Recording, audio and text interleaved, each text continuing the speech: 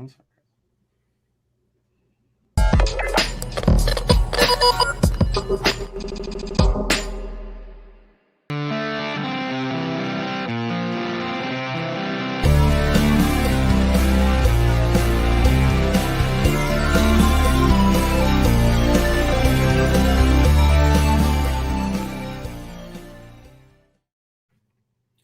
Sleep all day, party all night, never grow old, never die. It is fun to be a vampire. Welcome to the Scare Guy Show, everybody. A presentation of thescareguy.com, the spookier side of the con guy, where we celebrate everything that's scary fun from a filmmaker's perspective. And this week, we celebrate the classic 80s film that forever changed vampire movies, The Lost Boys from 1987. My name is Jim Fry, and we have two Lost Boys themselves helping me with hosting duties this week. The other guy, wait, yeah, let me show you my shirt. Look at that, that's awesome. All right, Cheeseman. Are you wanting me to show my shirt from Monster Tees? Look at that. Lost Boys. From Monster Tees, that's cool. Pretty cool. Luke Cheeseman here with thescareguy.com and also screenwriter or expert, not really. By the way, we have a really special guest with us this week. This is a friend of ours. Like you guys know, Luke and I are screenwriters, and this is Mr. Brian Venti. He is part of our screenwriting group. He's a screenwriter himself. Brian, why don't you give us 10 seconds? Tell us about yourself. Hi there. I'm Brian. I'm a screenwriter and actor, as Jim said. I'm in their writing group. We have a screenwriting group based out of Los Angeles, and I'm a big fan of The Lost Boys. I saw it when I was in high school, and became one of my most favorite movies. So he's talking about Lost Boys. Tonight, we are featuring the best moments from the Lost Boys panel from Midsummer Scream, and hopefully we're going to do some more stuff later on this year with some Lost Boys goodness. But this panel, it featured Billy Wirth. He was the vampire with the long black hair. They all had long hair. Jamison Newlander, Alan Frog, you remember. He's one of the Frog brothers. Tom Mack. This guy was kind of a surprise on the panel, which was kind of cool. He's the composer of that awesome score, including Cry Little Sister. And now that I've said it, I'm sure it's in everybody's head. It's going to be one of those earworms you can't get out. And then, of course, the main protagonist, the hero, Jason Patric, who I learned tonight. Brian made sure it's without a K. There's no K in Patrick. Jason Patric, who played Michael, the big brother, who got caught up in the vampire gang. Guys, tonight is all about Lost Boys. I remember the very first time I saw Lost Boys. I was so stoked. Hey, Andy, good to see you, my friend. We didn't really get this. We kind of like did a undercover panel tonight, just dropping it. So it's kind of cool. Thanks for showing up. I remember I was of a certain age, but I saw Lost Boys in the theater 3 times that summer, and it was one of the most incredible experiences of my life. I loved it. And the reason Brian, there, Jim, will that give us a clue? What's that? Did you drive there? Will that give us a clue? I know we're going kind of late tonight. Wow, we're after 10. Yeah. But I know Luke, you love Lost Boys. Me and Luke, we've actually gone up to Santa Carla, seen the sights. Not Santa Carla, Santa Cruz, to see the Santa Carla sights, which was kind of cool. But then also Brian, we specifically asked Brian on the show tonight. For one thing, Brian's he's a great writer. He's got some really mad skills writing. He's a good actor. But Brian, you were telling me recently, by recently I mean like 3 days ago, because that Lost Boys is up there on it's up there on your list of some of your favorite films. Tell us about why Lost Boys is so important to you. Why do you love it so much? I love The Lost Boys for many reasons. I love the 80s setting, just the punk kind of punk rock atmosphere and just I love the struggle, the story between the brothers. I love a good story about two brothers, and their bond is really special to me. And I have an older brother, so I related a lot to that storyline. And I think the music is really cool. And yeah, I love Kiefer Sutherland, love Jason Patric. Jason Patric, he completely underrated actor. Yeah. Jason Patric? Oh no, I think he's super respected. Yeah, but I haven't seen him do a lot. I mean, Yeah. He was He on did. Entourage as like the Did- main actor in a movie. okay. That He makes has you a big Mark. That's phenomenal. Also very underrated. And No, I agree with you, Brian. Like, I think Jason Patric should be doing more, and let's hope he does do more. yeah, I Because mean, he's still working. He's still working. What are you And, talking about? He was yeah, in he's a two. great- And for those of you who are watching this, I want you to know, and if you're listening, we're about to cut to the panel where we hear from all these actors from Lost Boys, where they are now talking about the film, and it's a lot of fun. It was a really fun panel. So we're about to cut there. We're just kind of priming the pump here, real quick. And Cheeseman, what about you, Lost Boys? Real quick, why do you like it? Jake, who's on our show a lot, I went over to his house when I was probably like late elementary, or maybe I was probably early middle school. And then I think he was the one that introduced me to the movie. So I got to kind of see it when I was kind of around like the young teenage age. And it just was cool to kind of see something with, it's just like cool characters. The pacing's fun. Like it feels fun even when you're a kid. And then when you get older, where you're filmmakers, screenwriters like this, you see more of the art to it. And when you can look back at something that had that kind of like childlike fun when you saw the nostalgic thing, and then watch it as an adult, I'm like, wow, this still holds up. Or the cinematography was really good, which they talk about, in the making of, like they got the guy who did Raging Bull, the DP of that, did the movie. So, and then it's just a well done film, and I think it really stands the test of time. And it's something I watched it last night, and I go watch it again tonight, like kind of a thing. And Brian, you happen to be, I do have to throw this in there. Andy, thank you. The writers, it looks like it's over. WGA, I mean, I don't think we should talk. Yeah, we can talk about it. We'll be voting on it real soon, but I think we've got our negotiators have done a great job for the WGA. Well done. Well done. All right. Brian, speaking of watching it, Brian, you're kind of watching the movie right now. It's on in front of you, isn't it? I'm very lucky to be watching the movie right now. It's on silent, but I know almost every line of dialogue. Brian's coming to us from the Tiki Freaks Lounge there, where that's where Cheeseman on the couch is usually there with the bar behind him, and you got the pumpkin back there. Anyways, let's not keep the folks waiting any longer. Let's go ahead and jump in to some of these great things. And this very first video clip we're going to show you, this is when the cast, and remember, and I'm going to remind you guys, you're going to be hearing the voices of Billy Wirth. He was the vampire with the long black hair. He was a model. He was discovered. You'll be hearing his voice. It's kind of funny because Billy Wirth lets on that he was, let's just say, medicating a lot during the filming of the film and doesn't remember a lot, but he's great about it. But he does remember the important stuff. So we'll be hearing him. Jamison Newlander, you'll be hearing his voice. Jason Patric, it's hard not to recognize his voice. And then some of you may not know G. Tom Mack. He's the composer of the songs in the film, or some of the score of the film. So we'll be hearing him. So, all right, without further ado, and hopefully I can figure out how to do this. The first clip, the question that they were asked is, when did you guys realize that you had something big on your hands? When did you guys realize that Lost Boys was something great?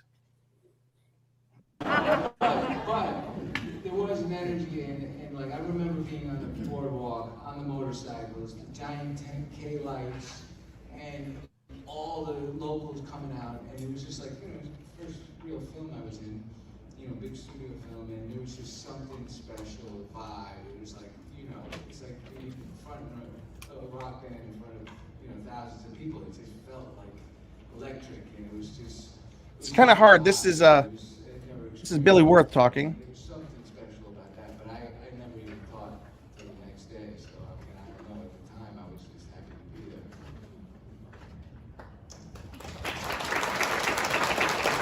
Billy is so right about the synergy and the energy about this film, because I was not obviously on set. I was in New York. This is G. Tom Mack. Joel Schumacher rang me and said we knew each other a little bit. He said we have to work together at some point. So he rang me up to write a theme song for this movie, and I said, yeah, well, can I take a look at it? He said, well, we're still shooting, but what if I sent you a script? And he did. I got the script. I read it. I remember at night time, I was in my bed reading. I said, could you put it down? And I just read the whole thing one night, and then The next day I got up to my piano in my flat and then just started to muck around with it and started coming up with a vibe and started to write the song, went to my studio. By the time I got to the studio, wrote the chorus, came up with this rather humorous idea about the commandments to be part of the whole thing. It worked out, but the thing that was going, I sent the demo to Joel, and he rang me one morning. I'll never forget, I had a hangover. I heard my answer machine, "Are you there?" And it was two guys. It was Joel and it was Kiefer just yelling in my, "Pick up." And so I got on the phone and I said, "What's going on?" He said, "Hey, Joel, first thing he said to me is, 'How did you know?' And I said, 'Know what?' He said, 'This demo it's unbelievable. I'm playing it on set, and it's just, this song is going to be everywhere.'" And I said, and I said, everywhere. And it was just one of those moments, and he was telling me about how well the film was going, and how it is that it's magical and everything, to Billy's point. And it was synchronicity at its best. They approved me going in and doing it, and then, it was just that I didn't really meet any of these guys till later, because I was in New York, and I couldn't even make the premiere because I was working with Roger Daltrey at the time. So anyway, that's my parlay into you. I would think that would have been like really cool for Joel, like who all this stuff was going cool on the movie already, and then he hears that song, and it totally like speaks it. I would think I wasn't there for that, but I think that would be really cool. So that's cool. You have a story though, don't you? Don't you have your story? Yeah, come on. That was a segue into my story. So the time for me was when I it's like I was like, oh, I was in this movie.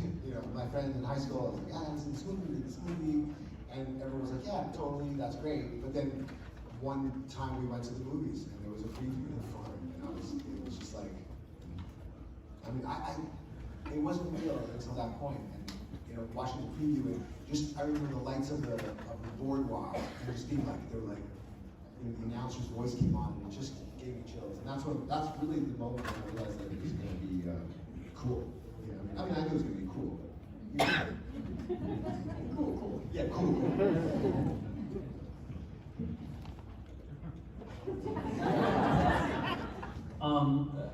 You don't know how something's going to last, like that, or something that becomes classic, nearly 40 years later. But what you did know we're doing is that we're doing things that no one had done yet. No one had that kind of makeup that accentuated your features, as opposed to wearing, the very gothic, old school type stuff. No one had done sort of young vampires. No one had done the idea of sexy vampires. No one at that point had put music into a movie that way for this. No one had mixed the comedy horror to that level. So you knew you were doing something that hadn't been done yet. And of course, all the effects, there's no CGI back then, so all that stuff's real. So you had to come up with ways to make that stuff happen. So you knew you were doing something that hadn't been done, and if you could put it together, you figured maybe it was something special. And the idea that it dealt with family, and it became this sort of, coming of age movie. And that's why I think it affects people when they pass it down to their kids and it goes on and on.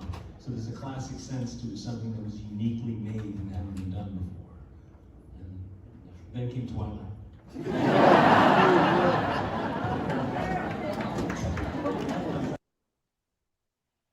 So, and some of the sound I think is coming across a little bit difficult. It sounded. Okay. I think that's when we're in the back of the room, so I think some of the clips will be a little more closer up, so it might have been a little further sounding because we're in the back. But it was interesting to hear him talk about when did they realize that it was a big deal and why was it such a big deal. And it was, Brian, did you hear what Jason was saying there at the end? Like, this hadn't been done before, like what movies were done before this that had like sexy vampires, the music, and vampires on motorcycles, Wait, you didn't think Nosferatu was sexy? I loved it. Wait a second. You guys keep talking. I got to answer this phone real quick. There was a movie that came out the same exact year called Near Dark. It was Catherine Bigelow. And I don't know which one came out first, but that one was pretty sexy. but I think this one was definitely more popular. Wait, what movie with Catherine Bigelow? What are you talking about? Near Dark. It's like a vampire western. Oh, yeah. Movie. That was cool. That was a good movie, yeah. But I just thought it was super Fact cool. check. Bill Paxton. What do you? 1987. Same year. Oh, nice. Well, and he did make a little swipe at a certain movie where vampires, they sparkle. All right, this next clip was kind of cool. So, and Brian, you and I talked about this, and Luke, you did well. This is where Jason talks about. This is where the cast talks about Jason. He turned down the role, which is kind of cool. So, Or was it cool? Was it cool? Anyways, here we go. You know, and Jason, on the other hand, is a real thespian, and he helped make this film better. And like to answer the first question that he answered, he was talking about, you know, he knew, you know, and I think he worked on developing the part, and he turned it down a few times. But these That's guys, Billy. I mean, are all top actors. And, you know, I learned later of you know, started to watch film and look at it from an actor's sort of point of view, and really, this movie made me want to be an actor. I sort of was just in college, got out of college, and then did some modeling work, and then fell into acting, and got to work with these incredible legends. But at the time, I had no idea about it. But Jason, I know, did, and he came. You know, he was very discerning in his career, and I know you turned this film down in the beginning because it wasn't at the level that he knew it had to become to be a potential to hit, you know, to strike lightning and all. But that's true, right? That is true. Yeah. But I mean, to go, yes, I did turn it down a bunch of times because, again, you look at this movie now 40 years later, you guys see all this, but that hadn't been done before. So the idea of flying around with teeth and all that kind of stuff was not interesting to me whatsoever. And what the makeup would be and all the other stuff, so it's not what I wanted to do. And frankly, the script really wasn't great either. The great thing about Joel is Joel picked all these people, and he was very respectful for a 19-year-old to be able to write your own dialogue or talk about scenes and things like that. And also, by the way, Diane and Ed were never looked down on any of the kids in this movie. Not once. You could have been their age. They're respectful. But Joel, I mean, look, a little round of applause for Joel Schumacher. This is all about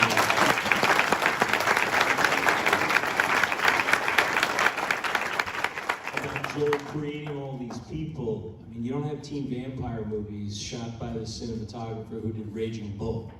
Or Taxi Driver. We did.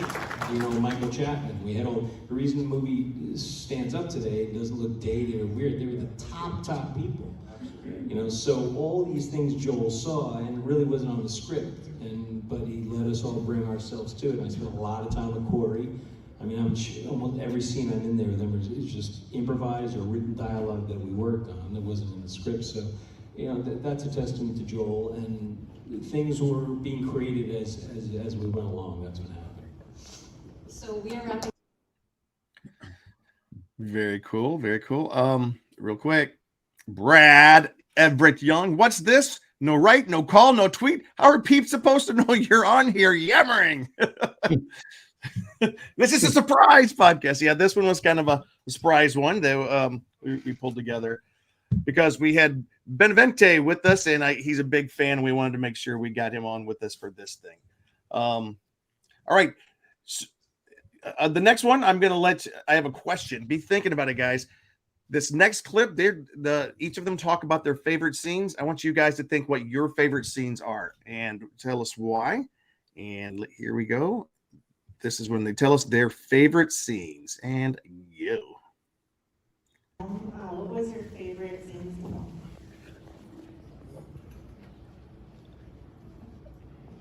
Well, we know Billy's, don't we?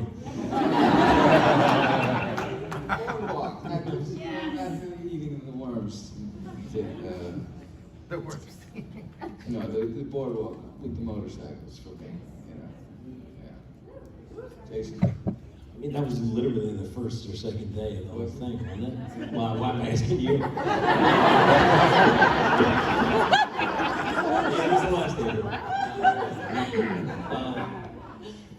You know, the fun things were that we're all young. Again, we're just a bunch of young kids, and just even in between, right? I mean, we had a foosball table set up in a sort of dark area with a work light. Do you remember that thing? Billy was my partner for 4 months, but you know, we had fun. We had fun as kids. Jason's great at foosball, by the way. The cave was fun, and on the water lot, the feeding scene when we were at the beach, that was shot on the sound stage too. That was a blast, you know, with the rock and roll, Walk This Way. You know, I mean, it just one after another. It just was an incredible time, and you know, just an incredible movie to be part of at the time, and it was all downhill after that. No, actually, it wasn't. I'm grateful to have had the career I've had, but we did start out with a bang. I mean, it's amazing. How beautiful were those guys? I'm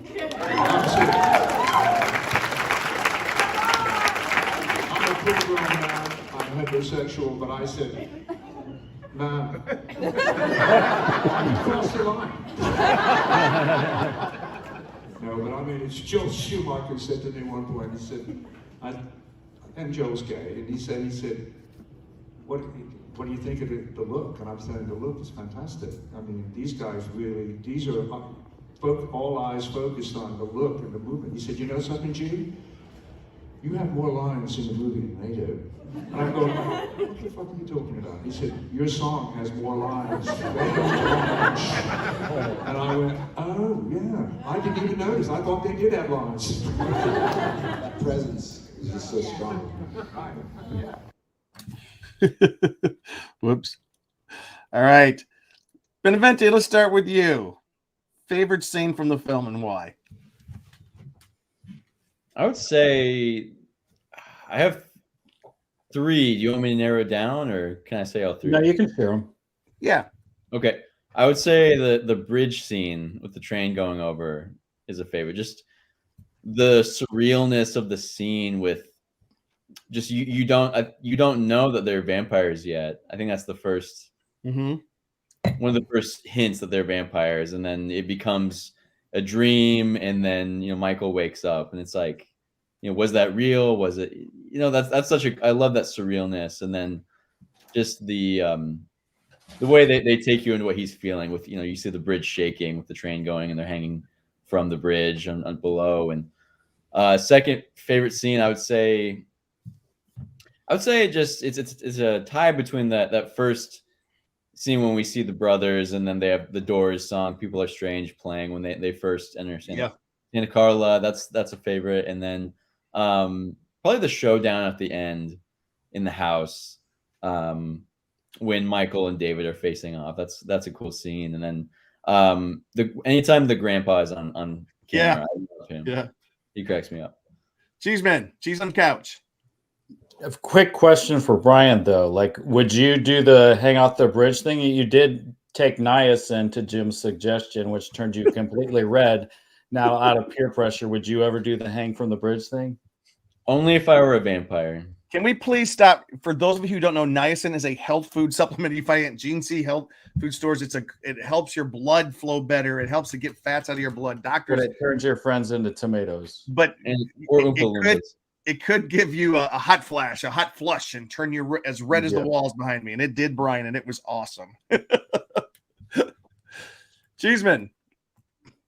Yeah, there's just so many scenes. Like, I mean, I'm just going to talk kind of general terms. Like, I loved like the POV type shots that are used, like how they limit the use of kind of like the vampires, like when they're like killing and like all that. It did a very kind of Hitchcock and kind of John Carpenter way of kind of limiting the gore to kind of. Did you need to say something? No, Brad says he takes niacin every single day before the sauna. Sounds dangerous. Yeah. But anyway, yeah, so just like the cinematography, the death scenes were really cool. But again, like I love the bridge scene. The whole kind of, we've all kind of like had that kind of peer pressure level in our life of like wanting to be part of the cool kids, and then him becoming kind of part of that, right? That whole kind of scene to scene kind of like segments, like how they put that together, just really was cool, and kind of like waking up. And I love the stuff with the brother once he becomes the vampire, like them fighting, him floating, and like when they call the mom, and then the mom like rushes home and everything. Like, those scenes between the brothers are fun when he's like afraid of his older brother. I think that works really well. And then the scene where they, with Max, where they bring him into the house and they think he's, the head vampire and do the test on him. I think that's a really fun and funny scene. And anytime the Frog Brothers are on screen, anytime. Yeah.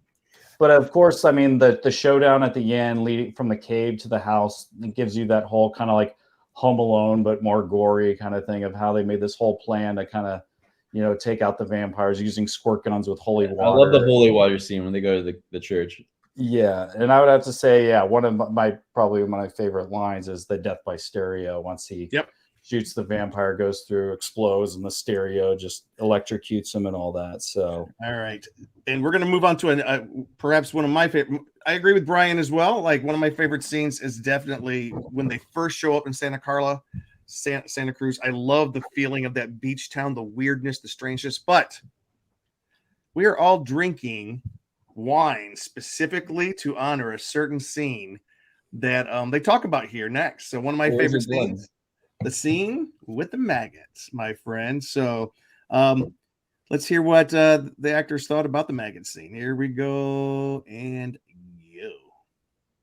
That scene, how did that affect your view of just like rice and like noodles in general? Because that was when I was a kid.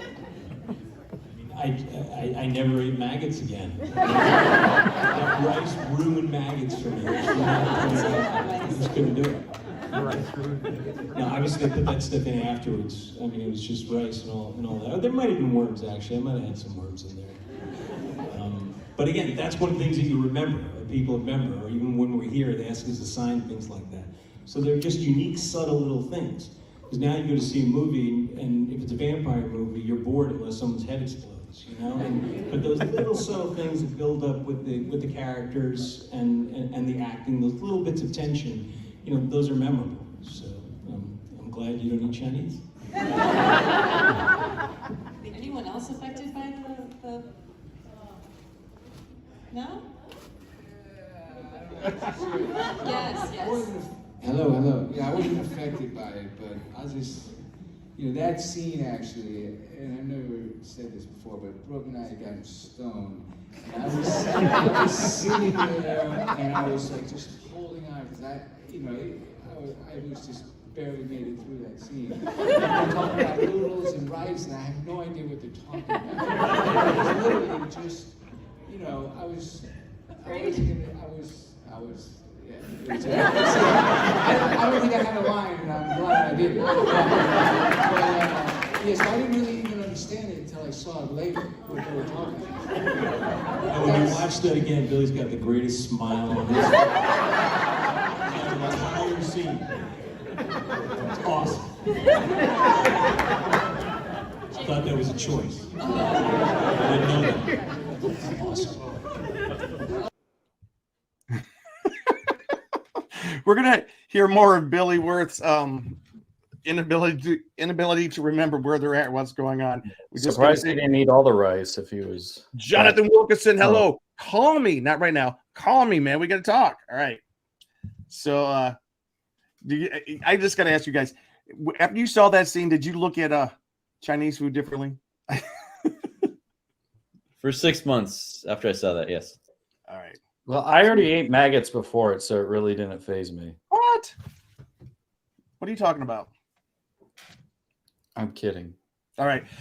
We're going to look at what Brian's wearing right now. Brian, big. You're wearing a jacket, a t-shirt reminiscent of what Michael was wearing. This next clip they talk just briefly about the style of the film and how it affected styles of the day. So let me see. The look of the film. I mean, as if they were speaking, you know what I mean? Joel was, I guess he was a fashion window dresser back in the day. And yeah, he would design the windows on Fifth Avenue and all that. It was a real sense of style. And he hired Susan Becker as a costume designer and gave her a budget and said, go to town. And we went down Melrose Avenue and sort of picked out our own clothes, you know, in a lot of ways. We had some input in that. And yeah, the visual style of this film is, you know, I've heard stories from, like, you know, Trent Reznor copping our look in some ways. Different rock and rollers, sort of, you know, an inspiration to a lot of the style going on back in the day. We have one right up here. I see Luke's kind of he's in the hot box in there right now. So this next clip is, let me see, I got them all listed here. So wait, real quick. What was like? I remember that the film did have such a cool vibe to it as far as the look and the style. Even to this day, you can watch it, and it has some of the looks in the film are just odd, and they still are odd, but they stand out. Like, for example, Cheeseman, what's one of the looks in the film that you think is a standout look, but might be odd? That might be odd. And he's holding a saxophone. Oh, like the shirtless guy with the sax. That was one of the weirdest things. Like, even in the 80s, I mean, like that's your favorite scene, not my favorite scene. No, it's just so distinctive. Like, I am a kid from the 80s. I don't remember that being a style in the 80s. Is all Apparently that was Tina Turner's sax man. Was it? Yeah, he played for Tina Turner. I didn't know that. Luke, doesn't he still? He was featured on what song? A recent song. Yeah, he still does stuff with Gunship. You know, like they do a lot of kind of retro 80s electronic kind of music, and then he'll do guest appearances on there. Timmy Capello, I think is his name. Yeah, that's cool. All right, guys. This is Jason Patric talking about the wire work that went into the film. You had to have a whole different sort of riggings of wires, and they were tricky because we're fighting with your arms, and these wires are coming from your hips. So sometimes, when it's moving really fast, you know, it can cut your finger, or you know, it can cut through your arm. So there were all these different things. Sometimes they had us on a big lazy Susan, where they'd be spinning, and then you cut to these other things, and then they'd have us crash together. And then sometimes they did old-fashioned matte painting that they would put us back in. That's where they paint like a piece of glass and film through that. But it took a long time. And then, you know, towards the end, we push him and all that other kind of stuff. So. Well, how did David die though? I killed him.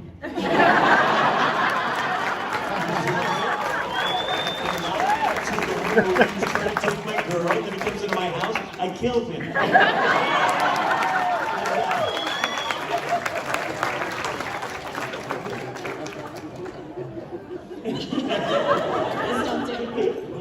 There he is. That was a great question. That's funny. All right. So for those of you who may not have heard the little boy who asked the questions, so Jason Patric was talking about doing the wire work and how they had to fly around, and that's how the vampires fought. And the little kid goes, "Well, what happened to David?" And Jason Patric goes, "I killed him." And that poor little boy was like, "Oh, it was kind of cool." That was kind of cool. Yeah, I guess he wasn't allowed to see the end of the movie. Poor kid. Oh yes, and and Brian, this film's older than you are, I think, right? Yeah, Yeah, we don't need to talk about how old we are, but like he was conceived during the making of this film. No, but like back in the day, this was all practical effects. There was no CGI. This was like very. That's why it still holds up. It still looks really good. Yeah, it does. All right. I want to know what you guys think about this next one because we've been talking about it a little bit. This next one is the question of where's the bridge? Billy Wirth gives the best answer, and then you'll hear Mr. Jamison talks about a cool YouTube series that he's got going on about the location. So this next clip is basically about the filming locations and how people can see them today. So, and go. Korea, and two, was there a real train involved, and how did you guys actually film that with the follow? They tell me it was filmed in Santa Clarita. I don't remember that. I do remember that it was really intense, and we had cables that came up through my jacket, and so when we were hanging, we were secure through the harness cable type scenario. And you know, when the train was supposedly coming, they wanted us to shake, so we shook, and then, you know, when we jumped off the tracks to get underneath the train, you know, we were jumping onto like a big forklift type thing with a big pad on it, you know, a big flatbed thing. But everything was pretty cool. You know, the fall was done in the studio at Warner Brothers through the, you know, the stuntmen dropped into these massive boxes that were stood up. It was pretty cool to watch them do that. But I guess we were in Santa Clarita. I found that out today. Yesterday. I thought we were up in Santa Cruz. Is that another episode of your book getting on? It's just 35 years ago. It's just it's another town. Does it really matter? Santa Clarita, Santa Cruz, is, you know. Well, yeah, and also in all fairness, I mean, on a movie set, there's so many things to think about, and you're thinking about your character and stuff. So they just take you places. You just show up where you're supposed to show up. Yeah, exactly. You know, like, we're taking you here. Cool. Awesome. Yeah. The most wonderful thing for me in writing the song Prodigal Sister is that I got to really pay attention to the characters. And what I did find out, what I was finding as I was reading, this is so, I love when horror and humor meet in the middle. This is G. Tom Mack, the composer. But what I started to dig deep into, I thought the character that Kiefer plays, David, just felt like, you know, he came off like a James Dean, you know, tough guy, a rebel without a cause kind of thing. But I felt he'd be very lonely and just, you know, besides the dog, just had this very, you know, where did he come from kind of vibe, you know? And then as the characters just sort of, the second read of this script, and mind you, I never saw film footage. I wrote the first time ever, I'd probably done about 12 movies that I've written songs in made songs in at that point. But I read this, and I don't think I would have written Prodigal Sister had I seen the film first, you know, because they were filming still. So, but I thought that this script had such a real depth about, we don't always have our own families, but we find our families outside of the blood family, you know, no pun intended. But it's sort of, but it really had, you know, and the whole thing with Michael and Corey's character, Sam, you know, they came, older brother, younger brother thing, and single mom, all of that just sort of came into, you know, they were searching for something, you know, and yeah, you could call it a vampire movie, which it is, but there was an incredible sense of, we found our family here, you know? So. How did we get there from Santa Clarita? Is that the candy? You gotta try my part. I did actually, This is not Jamison. to shamelessly plug my things, but I'm doing a YouTube series that I just started where I'm going up to Santa Cruz and like looking at the locations and things like that, and you know, so we posted one of them already. You know, it has like Grandpa's house and stuff like that, and then I have a producer who knows all about this stuff, and he said that yeah, it's in Santa Clarita.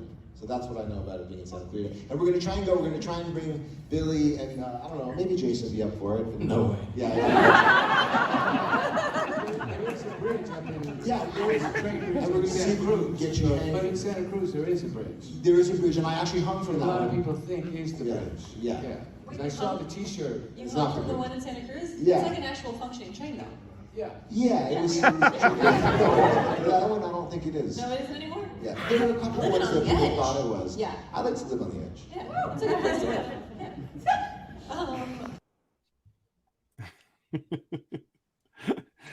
I saw you laugh from Benevente. What were you laughing about? Yeah, what's so funny, Benevente? I think Jason Patric's reaction was just funny. Just the, no, I did too. no, Yeah. I'm not. Yeah, Jamison. I don't know if he was like half serious. Like I feel like maybe he wouldn't actually like Yeah, some movie I did forever. I don't want to go rehash the past. yeah. I don't know if he's Like I know he's close with Kiefer Sutherland. They're still close friends, but Mhm. I don't know if he hangs out with the other cast members. But how I does he think feel about the Kiefer film? could pressure him to come. He'd be Yeah. like, Michael. Like, I was actually surprised to see him here because I had heard that he, for a bit, tried to distance himself from this, you know, because he's a very serious thespian. He's a very serious actor. Is that true? I think I did hear, yeah, he didn't think this movie was like the direction, or it wasn't the type of movie he wanted to do at the time, but it sounds like he's recently embraced it. So it's cool to see him be part of this. I remember seeing him doing an interview again back when the movie first came out. I saw it was either Good Morning America or the Today Show, one of those morning shows where they came on and he and Jamie, what's her last name? Jamie Gertz were on there talking about Michael Landon. Now, Michael Landon's a classic actor. He was in Little House on the Prairie, Highway to Heaven? Yeah, these movies. Brian, have you heard of Michael Landon before? Is he the dad on Little House? Yeah, he's the dad. Yeah. He's the dad. But he got his big start in a movie called I Was a Teenage Werewolf back, you know. And so they were comparing his movie back then, which launched an incredible career, to Jason Patric and Jamie Gertz at the time. And it was kind of a compliment. It was kind of cool.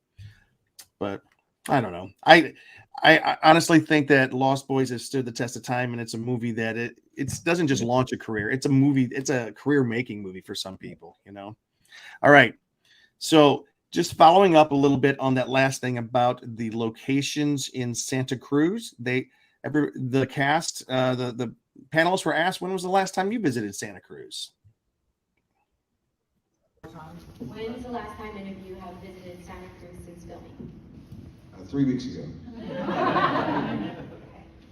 We shot another one of these things up there. I performed there about 7 years ago there was probably about 6,000 people on the beach here. They do this thing every year. Probably a lot of you know that. And it was freezing fucking cold. I got up with my, just did it so, unplugged, not well plugged, but, with my acoustic guitar. And it was such a great feeling. I came on before the movie did, and they showed the movie, and it was really a vibe, as cold as it was. It's just the embracement of just singing that song acoustically live. And they had all the speakers set up around, so it was kind of a surround sound thing, which was kind of cool as well. So 7 years ago, what am I talking about? Nicole, just to say one more thing, the town, I don't know if you guys have been, the water's like kind of too cold to swim, and so I realized when I was there that I don't think it's really a swimming beach town, that it's more of a surfing town. That was the kind of realization I made for the record. Does anybody surf? I surf? No? Boogie board. Boogie board? It's kind of cool. Brian, Benavente, have you been up there? No, I've always wanted to go ever since I saw this movie, though. We should go. Jeez, how many times have you gone? We went with Griswold, right? Just once. And I went with my buddy Greg one time, and there's certain parts of the movie, certain scenes of the movie that I saw the first time I went that they're no longer there. Like, remember the scene towards the beginning? You see the bowling alley with the whale's head sticking out the side. I think that whale's head is missing now. But the cable cars. I mean not cable cars, the chairs. No, not the Ferris wheel. All the amusement park's still there. The Skyway, the thing that you're up in the cables and you're in the chairs, that's still there, and they still have those weird oversized characters sitting in the chairs that are going along. The merry-go-round is still exactly where it was. The amusement park is exactly the same almost. It's identical, and it's really cool. Santa Cruz is almost like a beach that time forgot. It's cool, it's out of the way, and it's a hippie kingdom, that's for sure. It's pretty cool. All right. I think you guys will like this one. Billy, now you'll notice that Billy Wirth, he keeps on talking about he was baked during the filming and he doesn't remember a lot, but here's a cool story that he remembers about somebody was asking him, were there any kind of mistakes, mishaps, or accidents or crazy things that happened on set? And this was his answer right here.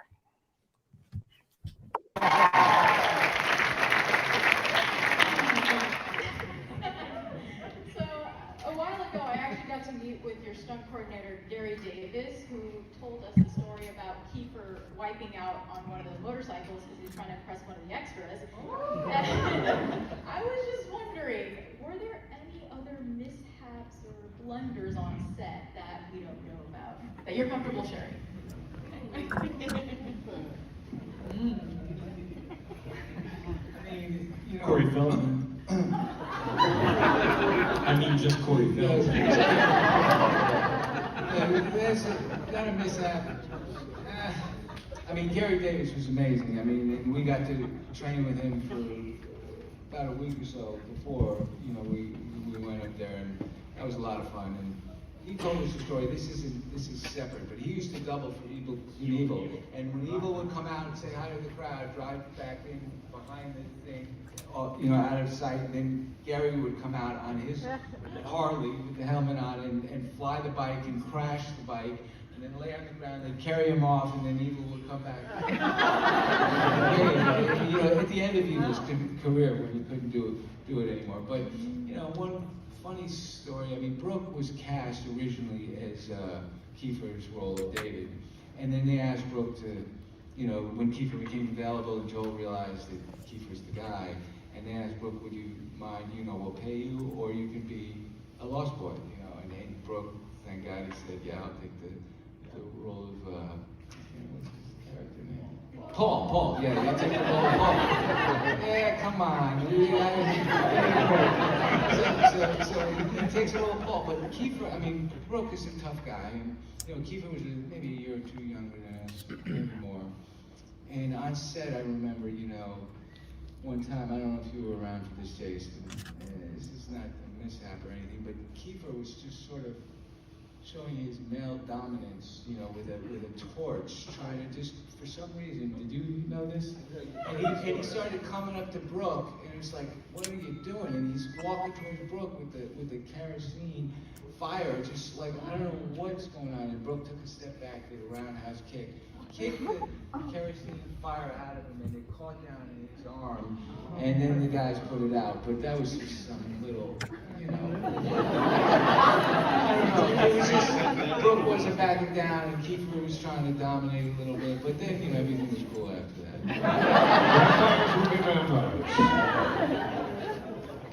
Wanted to say one thing that I think I've never really said at a convention about the choir. He goes on to talk about something different, but I just thought it was really cool to hear about like what the alpha males all doing they're trying to prove dominance on the set. Lily, so good to see you. This is all, I know this is awesome. I love the Lost Boys so much, and I see that you have logged in. I know it's super late for everybody. And Andy is still on. He says he has been to Santa Cruz a bunch of times, and they have a really good arcade there. Oh, they absolutely do.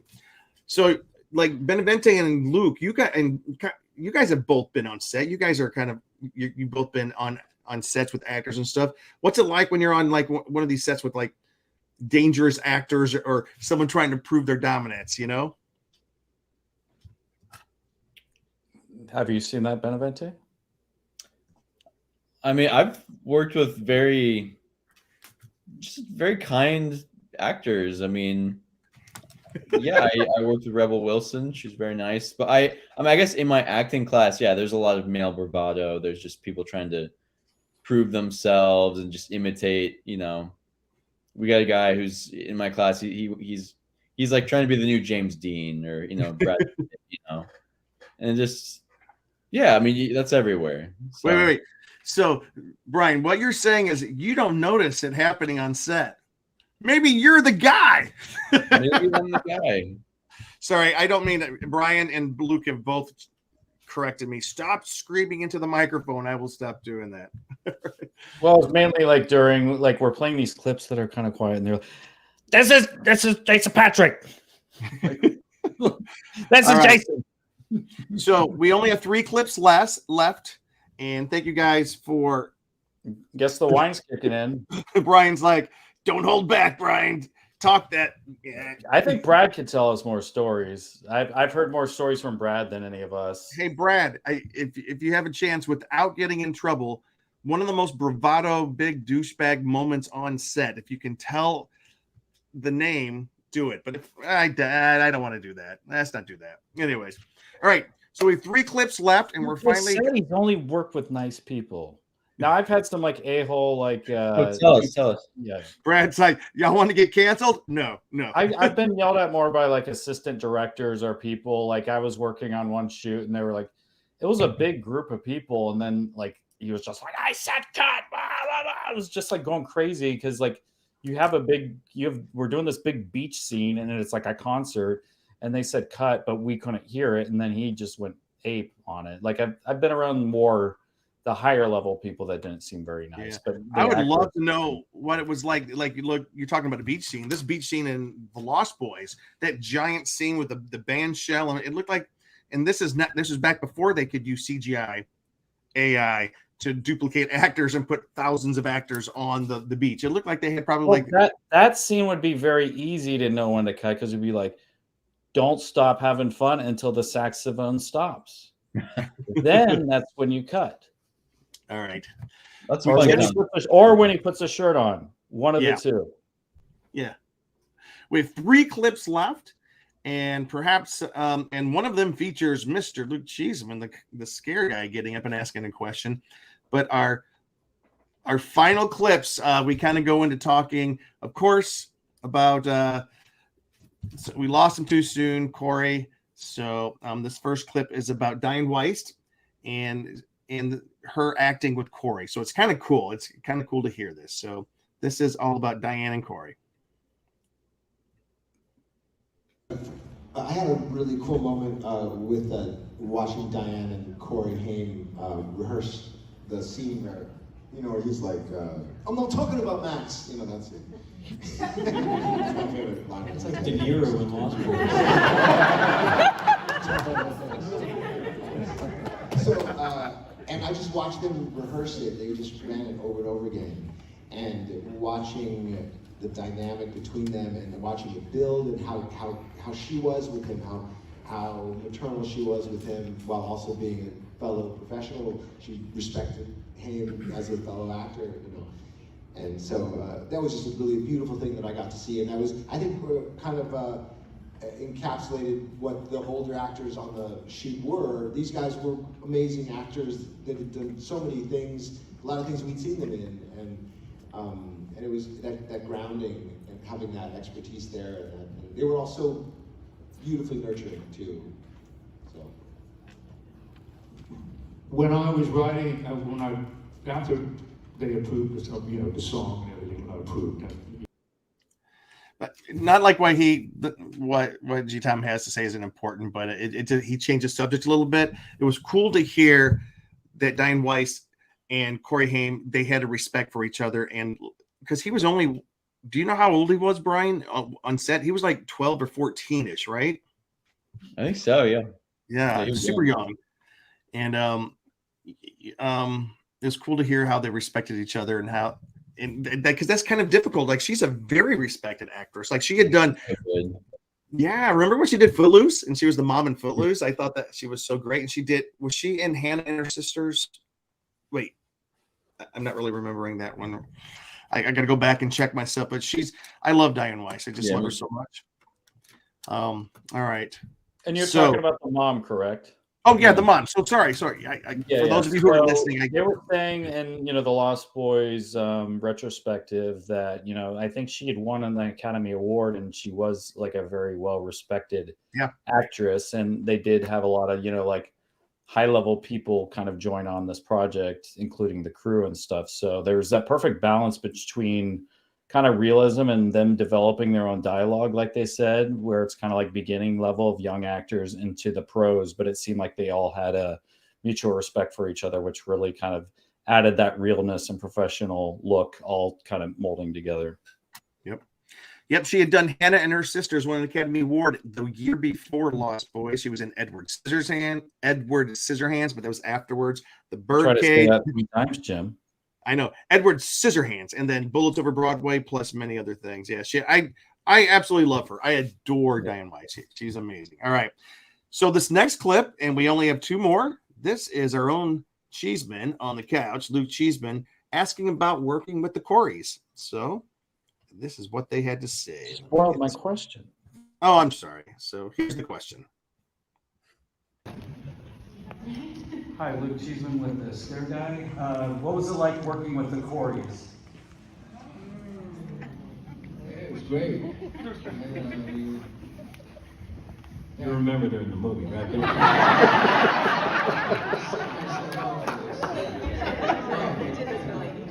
No, Corey's, the 2 Coreys are amazing, and we miss Corey Haim, and to go back a few questions, for me, when I realized what this film, other than, the fan mail that we used to get back in the day before the internet, but when we first did our first con in Milton Keynes, it was just, to meet you guys and come to these events and to really get the time one-on-one, meet and greet and talk, that's when you realize what this film has done, and it's amazing, and it's just, but for Corey, I just remember Corey up in Milton Keynes, it's just such a loving soul, and I wore this oil that he always would love, just because he liked the smell of it, and he'd come smelling me, but Corey Haim and Corey Feldman, there's 2 of them back in the day, they were quite the duo, but yeah, we miss Corey, and Brooke. Yeah. Corey Haim came up to me at my house one time, Billy was over, and he said, "Have you smelled Billy?" I swear to God. And I thought that was a rather odd question. Have you smelled Billy? Did you smell him? What's the smell? He said, Oil called like mashmua or something. Well, what does it describe it? What's that? What does it smell like? Yeah, Can I smell it? So Billy's walking over to the host. It's like a patchouli, sandalwood. Wait, hold on. Smelling. Good.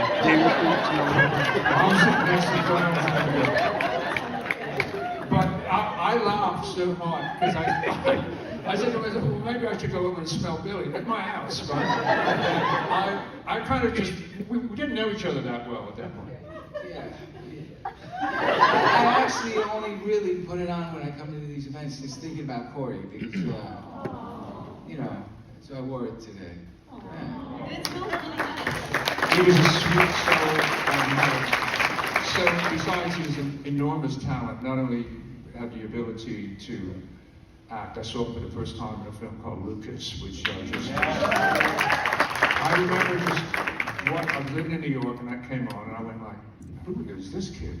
And I was just blown away. And then fast forward. But he had a great sense of humor, and he had a great voice too, singing. He had that thing, he had that triple ready kind of thing going on. Yeah, lovely guy, lovely soul.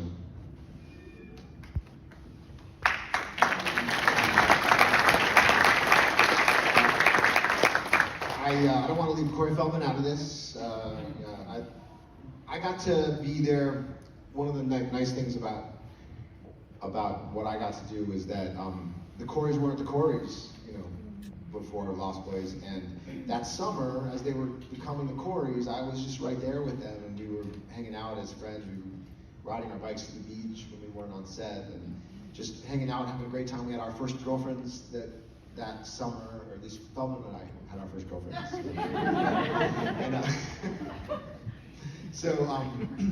And so it was really magical, and both Coreys are just really, I really love them. They're like, Corey Feldman, I see him a bunch, and I know he's nutty, and some of the stuff he says and does and stuff, but he's such a sweetheart. To me, he has always been such a sweetheart, and I see him a bunch, and I'd like to think I'd be seeing him a bunch as well. And it's just sad he's not with us this year. So.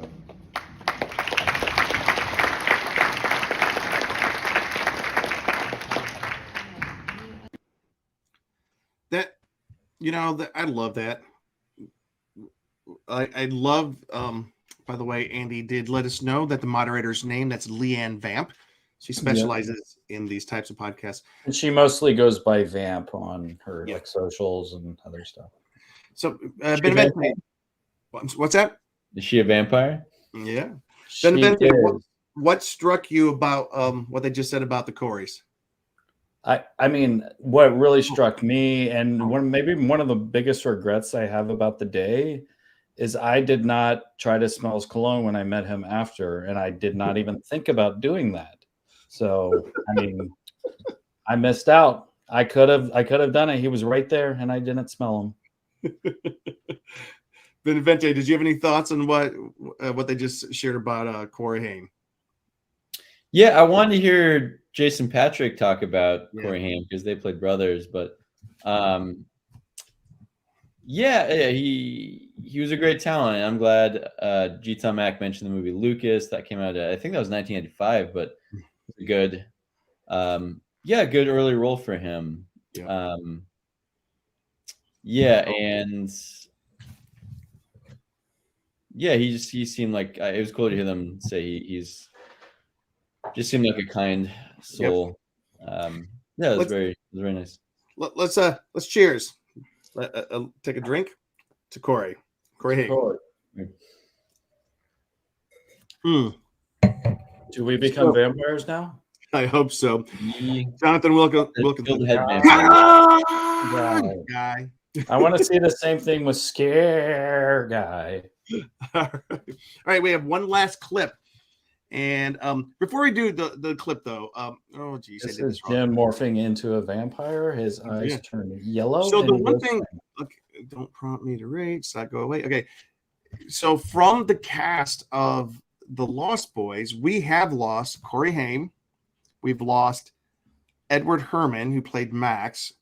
We have lost Brooke McCarter, who played Paul. And I think we lost Grandpa, didn't we? Yeah, Bernard Hughes. Who played there's no way he's. Yeah, so I'm playing dead because he plays dead in the movie. He could be playing dead. He could be. Yeah. So I'm just. It's what a great film, and it's very sad to know that it's one of those films. It's 30. I think it's like 36 years old. It's 33. You're right. 36. 36. Yeah. Yeah, you're right. And it's just kind of sad to think that these people that we still watch multiple times a year, if you're me or me, I consider them friends almost. Yeah, friends on the screen, people that I really love, and it's sad to think that they are not around anymore. Anyways, so the beauty about a film like this, not to do the play on words, but do the play on words, is they're forever young on the screen and they can be rewatched, and it kind of captures that youth or where they were at the time, which is such a beautiful thing about cinema. Yep. So our final clip, this is Jason Newlander and sorry, I'm getting it wrong. Jamison Newlander and Jason Patric. Their names are too close. You know me, when names are too close, in our screenwriting group, if there's names that are too close, I'm always like, you got to change those names or I'm going to get them all mixed up. But Jamison talks about a fight he got in with Corey, and then Jason Patric does a really cool job of talking about how iconic Lost Boys is, the iconic people who are involved with this. So here's how we are going to close out our Lost Boy panel from Midsummer Scream, and it's a really cool short little clip here. To a little fight. The reason we didn't is because I just was too chicken to just clock him. Because he was just being really, I love Corey, and at the time, in that moment, it was late in the shooting, and he was just being really annoying, purposely annoying, to try to annoy me. And I was like, I almost clocked him, but I didn't, because that would have been bad. I didn't. It would have been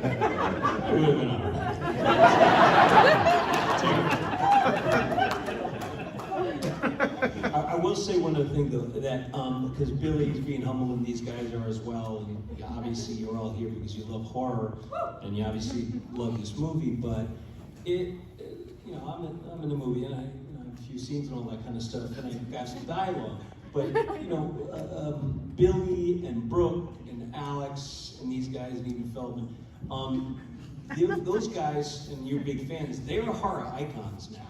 I mean, these are icons that, you know, their shirts are, and there's little dolls and all that kind of stuff. It's not easy to do that with not having much dialogue and just hanging out.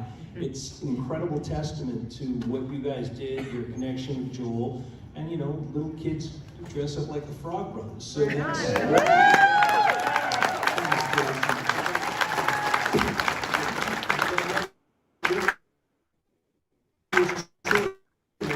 wasn't on the page. None of that was on the page. These guys created these little characters that are now these iconic characters, and they are. They're very similar to the Tin Man or the Lionel. They're these little things that will last and people pass down. So that's for those guys, for real. Yeah.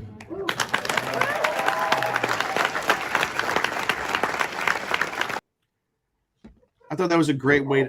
I thought that was a great way to end the panel. I think the Hounds of Hell.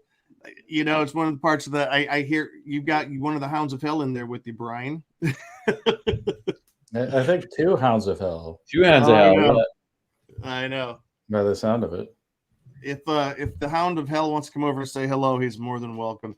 Hey guys, this has been an awesome time talking about the Lost Boys. For me, it's one of my top 5 films of all time, of any genre, any category. It's in your top 10. Yeah.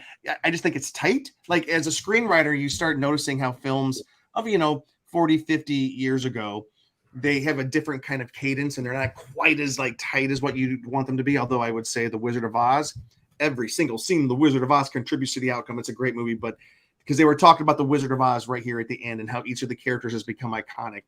And it was cool to hear Jason talking about how that everything here is going to be iconic. Okay, Jim is a jerk. He hit me. Jim has good. Okay, anyways, so that's just the personal chat. That's not what you people are saying. I'm reading the personal chat, and Brian and Cheeseman are just laying into me. Anyways, guys, go ahead, Brian.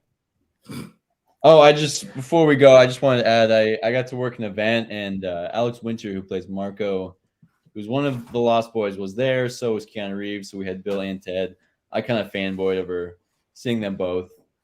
And I got to be Edgar Frog for Halloween, like same year I saw the movie. So no, we did. Oh, Brian, man, you should. Okay, Brian, you need to send us a picture of you as Edgar Frog. We'll post it. Okay, dig it up. We'll post it with this when it goes up. All right, that's very cool. Cheeseman, do you have any closing thoughts for us? Just Lost Boy gets better with age, and I don't think we showed the good pictures of the people dressed up in cosplay. Look at that! Look at that cosplay. That's right. We didn't show these pictures yet. That's me at Midsummer Scream right after this panel. Check out the makeup on these guys, and check out the guy playing David has that bottle, the wine bottle of blood. And Cheeseman, there's one of you as well, right? There is, but it's the same thing. That's cool. Same guys. Those guys were killing it. That was a good. If you guys haven't had a chance to go to Midsummer Scream, it happens for those of you who watch our show, the Scare Guy, thescareguy.com is the spookier side of theconguy.com. And the Con Guy, we went down to Comic-Con, and as soon as Comic-Con's over, we get back, we rest for a minute, and then it's on to Midsummer Scream, which kicks off the Halloween season. And so we were so excited to be there. And I'm going to tell you, like Midsummer Scream, you guys knocked it out of the ballpark this year with the Lost Boys panel. My name is Jim. You can always find me on theconguy.com and thescareguy.com. You can also find me at The Scare Guy, my personal Instagram, James D. Fry. Follow me there. Cheeseman, where can we find you? Wait. Let's go with Brian, and then Cheeseman, you take us out. So yeah, I can be found at the Brian Beneventi on Instagram, and that's the only one I got. Can you spell your own name? Sometimes I know you struggle with that. I do. I added a little extra letters today. It's hard to spell, but it is Brian Beneventi is spelled B as in boy, ENEV as in. See, I can't even spell it right now. BENEVENTI. Brian Beneventi. I love saying his name. Beneventi. Yeah. I sound like I should be eating spaghetti. Beneventi. Yeah. You got to. Yeah. Brian, thank you for joining us today. This has been awesome. Yeah, all right. We'll have to have you back, man. And I just want to say one last final thing about Midsummer Scream and just other conventions like that. Always look for the smaller panel. That may be like the most awesome thing you've seen. Because I mean, seeing that panel was like, would have been like one of my favorite panels at like a Comic-Con or one of these other places. But sometimes at these smaller ones, you do get these specialized panels to like a fandom you really love. Like I had the same thing happen with T2. So always be looking out for the little ones. It's a lot easier to have access to the actors and get your signing. I did have Jason Patric sign something for me as well while I was there. So I have you did? sign thing. Yeah, I should have shown that. I totally forgot about that till now. But check out the smaller conventions and yeah, keep watching our show. You can find me on Instagram and Twitter at Cheese on Couch and keep following The Scare Guy. All right. See you guys later. Bye-bye. And what's the slogan, Jim? Say the slogan to Lost Boys. Oh, the slogan of the Lost Boys? Wait. Yeah, we can't go without this. Sleep all day, party all night. Never grow old, never die. It is fun to be a vampire. Now I know why I am aching in my old age. Bye, guys. Yeah.